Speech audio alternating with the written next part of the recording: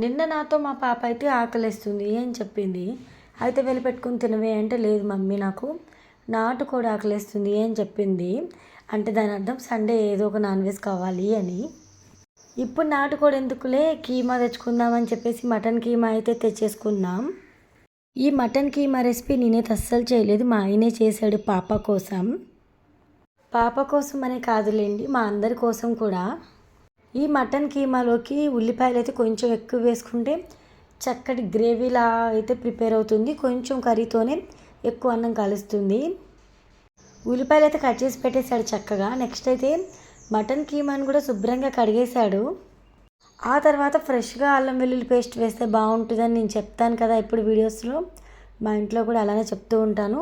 So అందుకే ఏమో అప్పటికప్పుడు అల్లం వెల్లుల్లి పేస్ట్ అయితే రుబ్బేసి, ఆ తర్వాత స్టవ్ ఆన్ చేసి ప్యాన్ పెట్టేసి, ప్యాన్ హీట్ అయిన తర్వాత ఆయిల్ అయితే వేసుకున్నాడు. ఆయిల్ వేసిన తర్వాత ఉల్లిపాయ ముక్కలు అయితే వేసేసి, ఆ తర్వాత శుభ్రంగా కడిగిన మటన్ కూడా వేసి ఉప్పు వేసేసి ఈ విధంగా కలుపుకుంటూ ఫ్రై చేశాడు. ఇలా ఫ్రై చేసుకున్న తర్వాత పసుపు, అలానే కారం, అలానే అల్లం వెల్లుల్లి పేస్ట్ అయితే వేసుకోవాలి.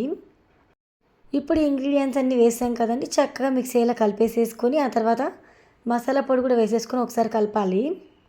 ఆ తర్వాత ఇక్కడ చూస్తున్నారు కదా, టమాటోలు కూడా ఒక 2 టమాటోలు తీసుకొని కట్ చేసి వేస్తారు.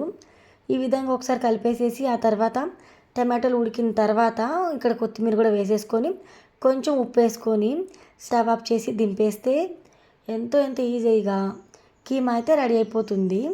వేడివేడి అన్నంలో కీమా కర్రీ వేసుకొని తిన్నాం, చాలా బాగుంది.